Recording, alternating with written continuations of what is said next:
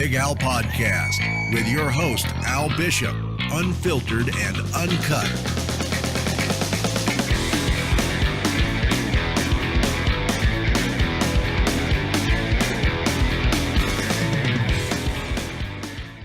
Alrighty, welcome to the show, ladies and gentlemen. Today I'm joined on the phone. Mr. Marino Cutendana is joining me. He's getting ready to take on ZULUBOY for the Flyweight title. Welcome to the show, brother. How's things going? Oh, thank you very much. It's a pleasure to be on the show. Everything is going well. Thank you. Fantastic. Marino, what I just want to cover first up is if you can give us a little story about your history as a young boy from Angola all the way to South Africa fighting in the EFC, if you could just take us through that. Okay. Actually, we, as most of us Angolan boys, we came here like just for better education and study system. Then at school, then I started doing martial arts when I was very young. Then at school, when I met the mat, we were just exchanging experience of different martial arts. Then I introduced him to mixed martial arts because I already had knowledge of mixed martial arts. Then we started fighting at school training. Then suddenly, after a few years, when we went to university, we started training at Undisputed, where we also introduced to them MMA, where me and him started training with them MMA. Then from then, we just took it on. We just found out we ended up at EFC. Okay. And what was your amateur career like? Did you have one? I know back in the day, the amateur scene was quite crazy. Did you have a long amateur career? Yes, I had a long amateur career. Like we used to compete in everything. If it was grappling, striking, MMA, anything that was available for us to fight, we would fight. Actually, we used to fight in a higher weight divisions. Because we were 65, and back then it was only me at the mat at 65. So we used even to catch up. We went up to 74, and all those guys that were heavier than us. And I remember one time at a light contact competition, I had to fight a guy that was 84. Yeah, so that's how we built up. And when things started becoming more organized, then that's when I fought for the lightweight belt in Mpumalanga. And I weighed in at 61, eh? So it was a really good experience. Okay, it's always tough to fight the heavier guys. You talk about the Mart. You guys obviously have a very close relationship, especially built on mixed martial arts. What does his success help you with? Does it drive you to achieve the same sort of goals and just keep working towards all the success that he's got as well? Yes, because like everything that he's achieved, it has also made me proud. Like we both making the way for the future generations from our country that are also trying to follow our footsteps. Like every goal that he has achieved is like, in a way, it's like something that I also achieved. So it's just that now it's my time also to put in showcase also of what I can do, you know. Sure. Like people haven't seen much on my abilities, but now it's time to show what I can do. That hard work pays off. Like I would just say that success is a little of it's everything we did in private that people didn't see that's gonna start paying off now. 100%. All the things that I did in the past, they're gonna start paying off now. Yeah. 100%. Obviously, all that success is headed towards ZULUBOY at EFC 69. How important is this fight for you to really have a crack at the title? I know it's been quite a long time coming. You've been a perennial contender for quite some time in that division. What does it mean now to finally be here to be fighting for the title? I mean, fighting for the title is something normal. You know, it's just like another fight. It's just an award for the hard work I've been putting on. But deeply, I know my capability, I know my abilities, and I know where I can get. So it's not really the title that's driving me. It's just a fight. I just want to showcase my skill. I just want to test myself against the best, you know. And Zulu is the best guy, so it's going to be a good chance for me to test against him. 100%. And what do you make up stylistically with the matchup with yourself and ZULUBOY?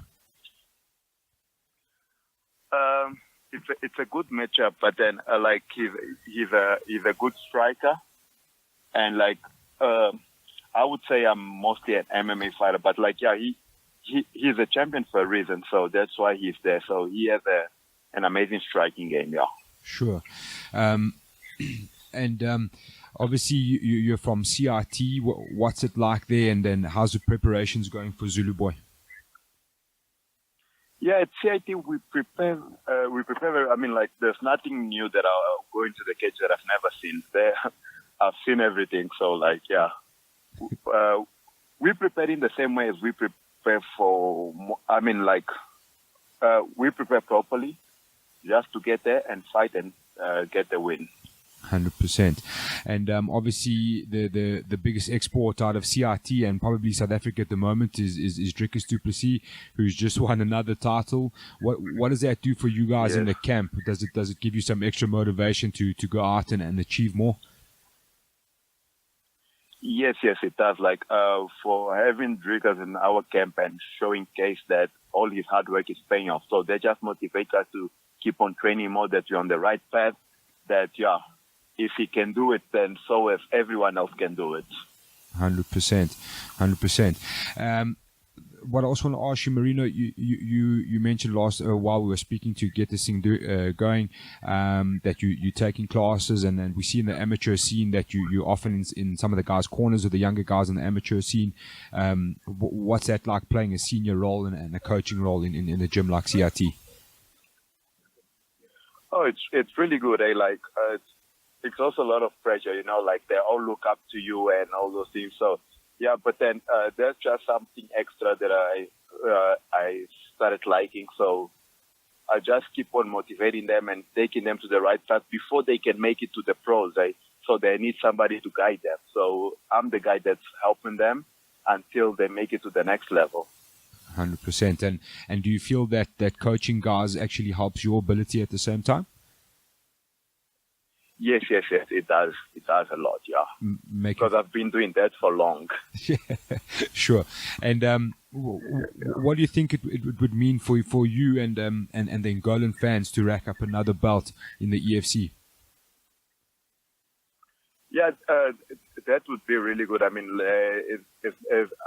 we hope it's not going to be just the second one. Like more and more belts are going to be coming soon.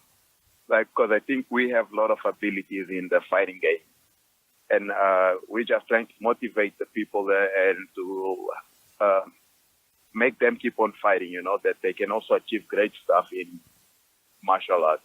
Sure. And Marino, maybe you can fill us in. What is the MMA scene like in Angola? Like, there's a lot of whispers of the EFC perhaps even venturing to Angola to put on a show there. There's often talks of big productions coming out of Angola and going to Angola. So what is the actual MMA scene like there? MMA is still not big there. Like it's only BJJ that took over the whole country. But then we're trying to be the first guys to introduce MMA in a bigger platform, because there's a lot of Angolan like other champions also that are from Angola, but they live in Europe, but they have changed their nationalities. So like we are the guys that are nearest to Angola, like we are here in Africa. So the people that they don't know much about MMA, but they're starting to get to know now, but they know the match very well, but they don't know what goes on in MMA. They still think it's a mixture of jiu-jitsu and kickboxing. Okay. So it's still a developing sport. And do you think there's a big hub of talent in Angola for the future of MMA? Yes, there is. They love fighting there.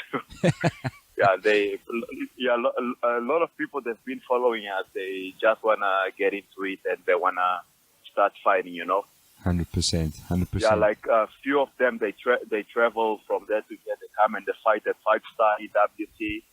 So it's something that people are starting to notice now. Okay. And the last, just getting towards the end now, Marino, I just wanted to ask you, what can the fans expect from you at EFC 69? Okay, what they can expect is like I'm going to be there to fight.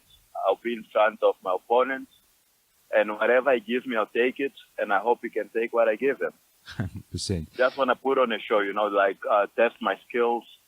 Yeah, whoever does his homework better is the man of the night. Sure. And would you have any last messages for ZULUBOY? Not really. Just come fight night. Let's put a show, and let's show the fans what we can do. 100%. Cool, Marino. Thank you very much, man. I know it's a busy time with winding down with fight camp. I know you've just been drilled almost to death by Scotty there at the yard, so we won't keep you for too much longer. Thank you very very much for your time, brother, and we look forward to seeing you on fight night, and we wish you all the best for the last bit of your preparation, man. Thank you very much, and thank you for the interview. It's a pleasure to be on your radio. Thank you very much, brother, and we wish you all the best, and take it easy, man. Okay, thank you. Cheers, bye. Bye, and we're out. Cheers. I hear some people are booing me. How dare you? How dare you? I won this fight. Are you blind or what? Philip Rouge, are you kidding me? Unbelievable. JP looks for the takedown. Nice throw. Beautiful throw by JB Bays, and once again he's on top. Ladies and gentlemen, ZULUBOY. You can't stop him. ZULUBOY is the king of the flyweight. The Scorpion, Cutendana. Marino does it in dramatic fashion, getting the tap out.